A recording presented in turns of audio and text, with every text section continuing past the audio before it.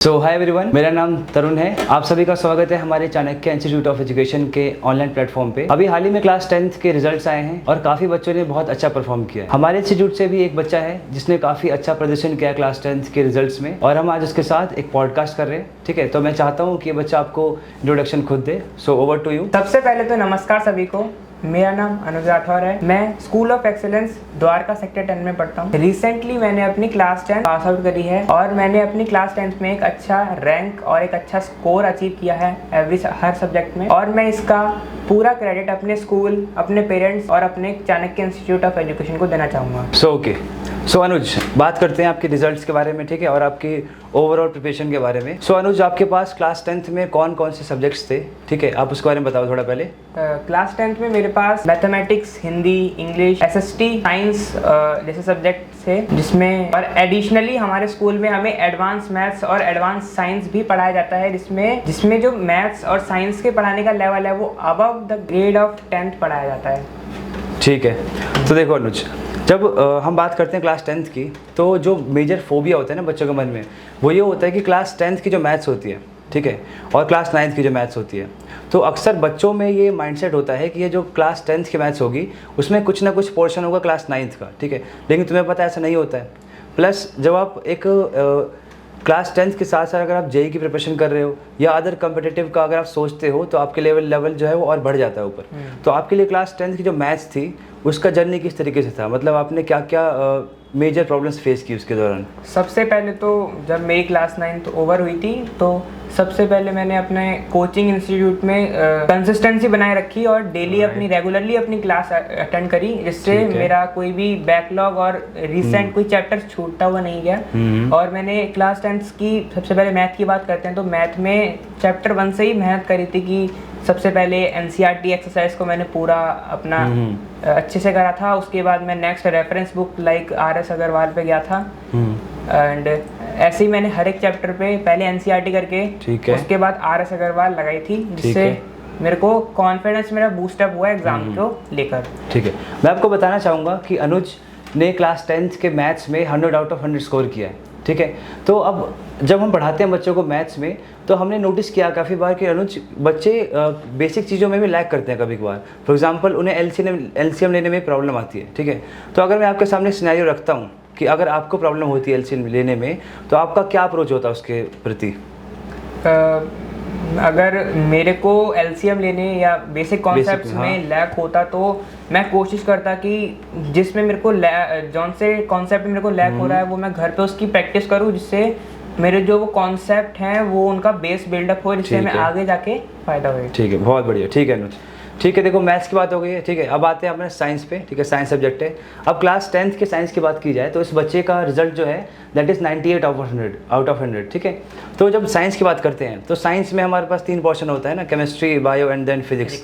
तो जहाँ तक मैं इस बच्चे को जानता हूँ, ठीक है, आपका फिजिक्स और केमिस्ट्री में ज़्यादा फोकस रहा होगा, ठीक है, क्योंकि आप ये बच्चा प्रिपेयर भी जेई लेवल के लिए करता है, ठीक है। तो आप मुझे बताओ अनुज कि जो केमिस्ट्री के सब्जेक्ट्स हैं, केमिस्ट्री के टॉपिक्स जो हैं, for example carbon and compounds, तो एनसीईआरटी की अगर बात की जाए तो एनसीईआरटी में there are limited topics about carbon and compounds. लेकिन जब आप एक अच्छे लेवल के सवाल करते हो तो आपको आगे के टॉपिक्स भी पढ़ने पड़ते हैं, ठीक है। तो क्या आपने वो टॉपिक्स पढ़े थे और साथ में ही क्या आपने एक्स्ट्रा क्वेश्चंस किए थे? क्योंकि अगर आप एनसीईआरटी कंप्लीट करते हैं that is a good thing, ठीक है, that is actually enough for the boards.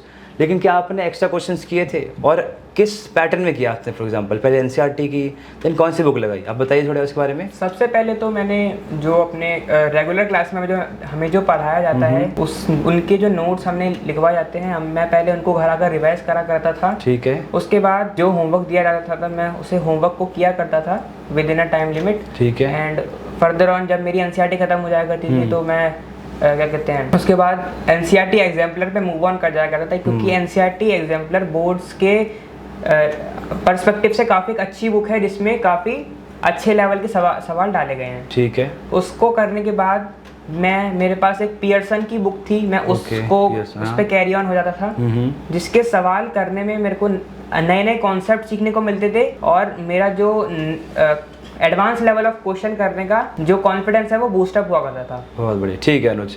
अच्छा देखो, अब बात क्या होती है, जैसे अगर फिजिक्स की बात की जाए, ठीक है, तो फिजिक्स में अगर एक पर्टिकुलर टॉपिक लिया जाए, लेट्स से इलेक्ट्रिसिटी है या मैग्नेटिज्म है, ठीक है, तो अक्सर बच्चे क्या करते हैं, बच्चे थ्योरी पढ़ते हैं, ठीक है, फिजिक्स की, देन न्यूमेरिकल्स करने की जगह वो सीधे आगे मूव ऑन कर जाते हैं कि अगर थ्योरी हो गई है तो theory is enough for us. तो क्या ऐसा सच में है, या प्रॉब्लम्स करने के बाद ही टॉपिक क्रिस्टल क्लियर होते हैं? ये तो बिल्कुल, ये तो 100% रियल बात है कि जब तक आप कोई टॉपिक का प्रैक्टिस नहीं करोगे, जब तक 10-12 क्वेश्चन नहीं लगाओगे, तब तक वो तुमको माइंड में क्लियर नहीं होगा कि ये टॉपिक बना क्यों गया है, कि आप एनसीईआरटी में डाला क्यों गया है। इसका कोई तो कॉन्सेप्ट होगा या कोई तो इसकी बहुत इम्पोर्टेंस होगी। ये लाइन एक बार नोट करने वाली है कि इस बच्चे ने बोला कि जब तक आप सवाल करते हैं, सवाल करने के बाद आपको ये पता लगता है कि ये टॉपिक को बनाया क्यों गया, मतलब जो बेसिक फाउंडेशनल जो क्लैरिटी होती है टॉपिक के प्रति, वो आपको सवाल लगाने के बाद ही पता चलता है। ये बहुत, आप देख सकते हो कि इसकी मैच्योरिटी लेवल क्या है, ठीक है। तो और उससे आगे बातें करते हैं इसके बारे में। तो अनुज, अब बात करते हैं आपके एसएसटी के बारे में, ठीक है।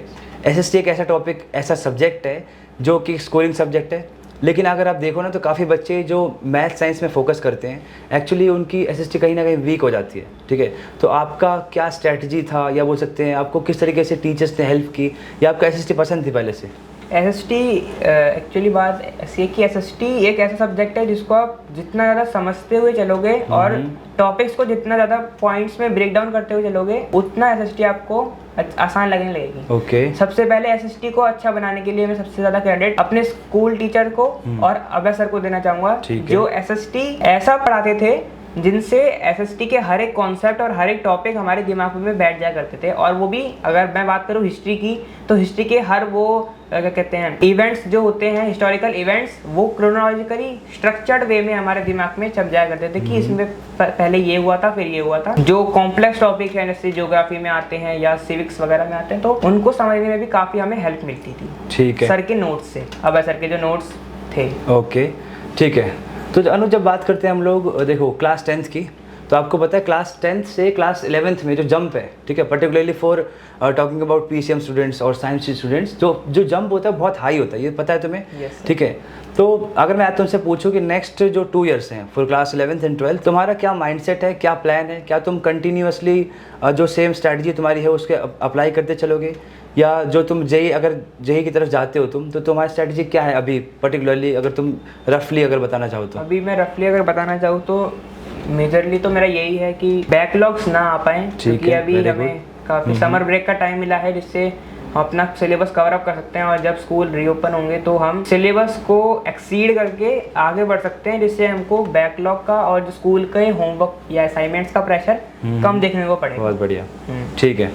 तो देखो अनुज, एक बात और होती है कि जब हम बात करते हैं क्लास 9th-10th के बच्चों की, ठीक है, तो क्लास 9th-10th के बच्चों में अगर हम पर्टिकुलर एज अ टीचर में बात करूं, तो हम मैक्स टू मैक्स 1 आवर के अराउंड स्पेंड करते हैं, ठीक है, पढ़ाते टाइम उनको। बाकी 22-23 आवर्स जो होते हैं बच्चे घर में होते हैं, ठीक है। अब हमारे पास क्वेरी ये आती है कि सर हम पढ़ाई करते हैं, लेकिन there are so much distractions, ठीक है, बहुत सारे डिस्ट्रैक्शन है हमारे आसपास, ठीक है, सोशल मीडिया है, देन वी हैव एक्स्ट्रा बहुत सारे मटेरियल्स है पढ़ाई करने के लिए, ठीक है, मतलब प्लेंटी ऑफ बुक्स है वहाँ पे।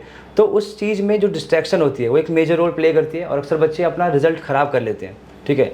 तो अगर मैं तुम्हारे पॉइंट ऑफ व्यू से पूछूँ कि क्या तुमने कभी डिस्ट्रैक्शन को फेस किया, ठीक है, अगर किया तो क्या तरीका आपने एनकाउंटर करने के लिए अपनाया उसको? आज के टाइम में वैसे जो स्मार्टफोन है वो सबकी नीड बन चुका है, तो डिस्ट्रैक्शन तो मस्ट चीज़ है कि अगर कोई बंदा या कोई स्टूडेंट जो है वो अपने 10th की या कोई भी अपने एग्जाम की प्रिपरेशन कर रहा है, उसको स्मार्टफोन तो उसका यूज़ में आएगा ही, जिससे उसकी डिस्ट्रैक्शन बढ़ेगी। तो मेरे को भी काफ़ी ज़्यादा डिस्ट्रैक्ट किया था हमारे फ़ोन के सोशल मीडिया वगैरह में, तो मैंने उसको ऐसे इनकाउंटर किया था कि जैसे मैं लिमिट लगा दिया करता था मोबाइल सेटिंग पे जाकर कि इस ऐप पे मैं इतना ही टाइम स्पेंड करूंगा मैक्सिमम, जिससे वो जो ऐप है वो अपने आप उस गिवन टाइम में जितना तुम इनपुट डालोगे उस गिवन टाइम में वो ऑफ हो जाया करता था, और नेक्स्ट डे यानी कि रात सुबह के 4 बजे ही वो उसका टाइमर वापस शुरू हुआ करता था। ओके, ठीक है। अगर इसके अलावा अगर बात करें स्टडी के अलावा, ठीक है, तो क्या तुम्हें कोई गेम वगैरह पसंद है? गेम, मैं स्पोर्ट्स कोई, मैं बहुत सारे स्पोर्ट्स खेलता हूँ। मैं क्रिकेट खेलता हूँ, ऐसे अभी छुट्टियाँ पड़ी हुई हैं समर ब्रेक की, तो मैं क्रिकेट पसंद है? सुबह हाँ बिल्कुल, मैं क्रिकेट में खेलता हूँ, चेस भी खेलता हूँ मैं। ओके, मैं बैडमिंटन भी खेल लेता हूँ, मैं ऑलराउंडर, टेबल टेनिस भी खेल लेता हूँ। ठीक है, अच्छा। अगर आप कोई पर्टिकुलरली स्पोर्ट्स की बात करें तो आपका कौन आइडल है लेट्स से, और क्यों है, अगर आप बताना चाहो तो? तो मेरा, अगर मैं बात करूँ कि आइडल कौन है, तो मेरा आइडल तो महेंद्र सिंह धोनी है। ओके, धोनी थाला क्योंकि ओके वो मतलब मेरे को वो इसलिए पसंद है कि वो मेरे इसलिए आइडल हैं क्योंकि उन्होंने ये बात को सच किया है कि age is just a number. Okay यानी कि वो भी उनकी 43 एज हो गई है, 43 ईयर्स की उनकी एज हो गई है, लेकिन अभी भी वो खेल रहे हैं IPL 2025 और वो अपने गेम में काफ़ी कंसिस्टेंट हैं। Yes. और सबसे ज़्यादा अच्छी बात जो उनकी लगती है मेरे को कि वो हर सिचुएशन में काम रह के सिचुएशन को ओवरकम कर लेते हैं, यानी कि हर डिफिकल्ट सर्कमस्टांसेस को पार कर लेते हैं। ये बात मेरे को MS धोनी की सबसे ज़्यादा अच्छी लगती है। बहुत बढ़िया, ठीक है। अच्छा, अगर आप और बताना चाहो तो लेट्स से, अब ये तो पढ़ाई की बात होगी, ठीक है, अगर आपके लेट्स से अगर मैं पूछूँ आपके क्या बनना चाहते हैं आप आज से 5 साल 10 साल बाद अगर आप देखते हैं, अगर आपके ड्रीम है तो क्या एज अ किस प्रोफेशन में देखते हैं आप खुद को अपने? मैं एक्चुअली मैं तो अपने आप को इंजीनियर प्रोफेशन में देखता हूँ, मगर मैं ये नहीं कह रहा कि मैं मतलब 12th के बाद इंजीनियरिंग, वो तो इंजीनियरिंग तो इनिशियल स्टेज है कि 12th के बाद इनिशियल स्टेज है। उसके बाद जैसे मेरी स्किल्स होंगी उस बेसिस पे मैं आगे मूव ऑन कर जाऊंगा इंजीनियरिंग से आगे। बहुत बढ़िया। नहीं, ये आप इस पॉइंट से आप अंदाज़ा लगा सकते हैं इस बच्चे की मेच्योरिटी का, कि ये कह रहा है कि मैं क्लास 12th के बाद, जब बच्चे JEE क्लियर करते हैं, तो अगर आप जनरली आप किसी बच्चे से पूछेंगे, ठीक है, तो उनका माइंडसेट ये होता है कि अगर JEE कर लिया हमने देन हमारी लाइफ जो है एक स्मूथ पाथ पे चलती है। लेकिन इस बच्चे ने बोला कि क्लास 12th के बाद डिपेंडिंग ऑन माई स्किल्स, अपने स्किल्स के अकॉर्डिंग मैं अपना प्रोफेशन चूज़ करूँगा या मेरा जो काम होगा आगे की तरफ वो उस पर अलाइन होगा प्रॉपरली मेरे स्किल के अकॉर्डिंग। तो अनुज, आपका माइंडसेट, मैं अगर पर्सनली अगर बात करके लगाऊँ आपसे तो काफ़ी सही है माइंडसेट, तो ठीक है। इसके अलावा अगर कोई आप टिप देना चाहो हमारे स्टूडेंट्स को, हमारे दर्शकों को? स्पेशली मैं तो बस स्टूडेंट्स को एक यही टिप देना चाहूँगा, क्योंकि मैं भी अभी स्टूडेंट हूँ, मगर मैं अपने सीनियर्स का तो मैं कह नहीं सकता, मगर अपने जूनियर्स को मैं ये टिप जरूर दे सकता हूँ कि अगर आप 10th या 9th क्लास में हैं तो ये आपकी स्टूडेंट लाइफ का काफ़ी ज़्यादा क्रूशियल स्टेज है, जिसको आपको पढ़ाई को देना पड़ेगा और हर अपने पढ़ाई की जर्नी में आपको कंसिस्टेंट रहना पड़ेगा। आप भले ही दिन में कुछ टाइम दीजिए, हाफ एन आवर या 1 घंटा दे दीजिए अपने पढ़ाई को, वो भी इनफ है, लेकिन कंसिस्टेंटली दीजिए। ये नहीं कि आज हमने 2 घंटे पढ़ लिए और फिर नेक्स्ट डे हमने लैग कर दिया, बोला कि तो कल 2 घंटे पढ़ लिए थे आज नहीं पढ़ेंगे। नहीं, रोज़ कुछ ना कुछ पढ़ना है, भले ही आप 10 मिनट 15 मिनट या आधे घंटे ही क्यों ना। तो अनुज, मैंने एक प्रॉब्लम देखी अभी हाल ही के केस में, इस साल की बात करते हैं पर्टिकुलरली। तो होता क्या है कि कुछ बच्चे थ्रू आउट द ईयर, ठीक है, पूरे साल में पढ़ाई को काफ़ी, आप मान सकते हो, काफ़ी इग्नोर करते हैं। For example let's say tuition आ रहे हैं, ठीक है, देन ट्यूशन में उन्हें होमवर्क दिया जाता है, होमवर्क देने के बाद हो सकता है उन्होंने कंप्लीट ना किया हो, देन अक्सर होता है क्या, जब बहुत टाइम इग्नोर करते हो किसी चीज़ को तो आपके बर्डन पड़ता है, बहुत सिलेबस पढ़ते हैं, आप बता रहे हो सिलेबस का बर्डन पड़ता है, बैकलॉग्स पड़ जाते हैं।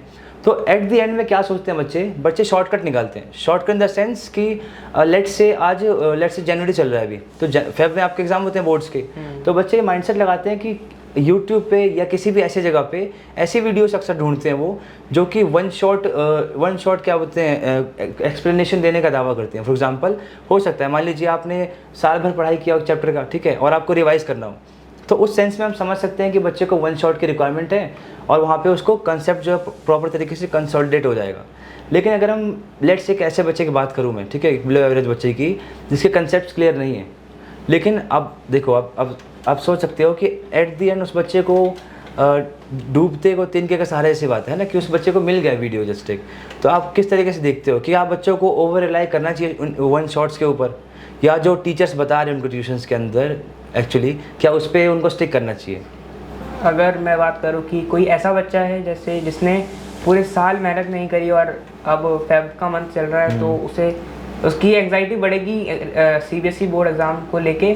तो अगर वो उसने बिल्कुल भी अपनी मेहनत नहीं करी क्लास 10th में, तो मैं कह सकता हूँ कि उसको 1 शॉट वीडियोस पे रिलाई करना चाहिए। मगर अगर मैं बात करूँ उन बच्चों की जो एवरेज हैं या अबव एवरेज हैं, तो उन्होंने जब साल में कुछ मेहनत करी है मगर उनकी प्रैक्टिस का लैक है उन्हें, तो मैं ये कहना चाहूँगा कि उन्हें वीडियोस पे या 1 शॉट्स पे रिलाई नहीं करना चाहिए और अपने कोचिंग इंस्टीट्यूट की जो फैकल्टी है उनकी बात माननी चाहिए, और जैसा वो बता रहे हैं या जैसा वो पढ़ा रहे हैं, जैसे वो स्ट्रैटेजीज बता रहे हैं एग्जाम के रिलेटेड, उनको फॉलो करना चाहिए। ठीक है। तो अच्छा, मैंने एक ट्रेंड आप ट्रेंड देखना कभी अगर CBSE का, तो हमने ट्रेंड ये देखा CBSE पर्टिकुलरली क्लास 10th और 12th की बात करें तो आपने सुना होगा काफ़ी टाइम में कि जो सिलेबस है, ये जो सिलेबस के जो एग्ज़ाम्स बनते हैं, ठीक है, एग्ज़ाम्स बन रहे हैं अभी जो CBSE बोर्ड के, उनका लेवल थोड़ा सा बढ़ रहा है ऊपर की तरफ। अब पूरा एग्ज़ाम थ्योरेटिकल से एप्लीकेशन बेस्ड जा रहा है, ठीक है। तो एज अ टीचर अगर मैं देखूं तो मेरे लिए एक अच्छी बात है कि बच्चों को एटलीस्ट प्रैक्टिकल नॉलेज की तरफ बोल सकते हैं, एप्लीकेशन बेस्ड सवाल दिए जा रहे हैं, ठीक है। लेकिन अगर ऐसे स्टूडेंट्स पूछा जाए तो क्या ये एक मुश्किल बच्चों के लिए एक मुश्किल पैदा की जा रही है, या उनको फ्यूचर में इसका हेल्प मिलने वाला आपके हिसाब से? मेरे हिसाब से तो इसमें स्टूडेंट को तो थोड़ी डिफिकल्टी फेस करने का मिलेगी, मगर इसका आगे जाकर अगर आप इन सब एप्लीकेशन बेस्ड क्वेश्चन या प्रॉब्लम्स को ओवरकम कर लेते हो तो ये बात पक्की है कि आप आगे जाकर थ्योरेटिकली चीज़ों को या प्रैक्टिकली चीज़ों को समझ पाओगे। ठीक है, तो ये था आज का हमारा पॉडकास्ट, ठीक है, अनुज राठौर के साथ। अनुज एक ऐसा बच्चा है जिसे मैंने खुद क्लास 10th में साइंस पढ़ाई है, ठीक है। इस बच्चे ने जो मेच्योरिटी लेवल शो किए थ्रू आउट द ईयर, ठीक है, मैं चाहता हूँ कि आगे भी ये कंटिन्यू करे। साथ में इसने अपने छोटे भाई बहनों को, अपने छोटे जूनियर्स को जो टिप्स दिए हैं वो बहुत ही ज़्यादा रियलिस्टिक टिप्स हैं। साथ में इनका अगर आप देखेंगे जो मेन पॉइंट्स थे, मेन पॉइंट्स में अगर आप नोटिस करेंगे तो one of the main point was consistency. जो बच्चा कंसिस्टेंटली किसी एक सब्जेक्ट पे मेहनत कर रहा है साल भर, उसे एट द एंड में एंशियस होने का या घबराने की ज़रूरत नहीं पड़ती है, ठीक है। इस बच्चे ने प्रूव कर दिया है। साथ ही साथ उन सभी बच्चों को जो हमारी वीडियो देख रहे हैं, उन सभी को मैसेज है कि अगर आप कंसिस्टेंट है थ्रू आउट द ईयर्स तो आपका जो कॉन्फिडेंस है वो आपको आगे की तरफ कंटिन्यू करेगा, आपको टेक फॉरवर्ड करेगा, ठीक है। और आपको अपने ऊपर खाली विश्वास रखना है। तो मिलते हैं आपसे नेक्स्ट वीडियो में, तो ठीक है Anuj, so best wishes to you, ठीक है। आप इस तरीके से आगे पढ़ाई करो, ठीक है। आपकी जो मेन जो आपका पॉइंट्स हैं, ठीक है, जो आपके मेन जो एथिक्स हैं कि कंसिस्टेंटली पढ़ाई करनी है, कंसेप्ट को और ज़्यादा क्लियर करना है, उस पर आप स्टिक करो, ठीक है। अपने परिवार का, टीचर्स का और साथ में स्कूल का नाम रोशन करो। So best wishes to you. Thank you sir.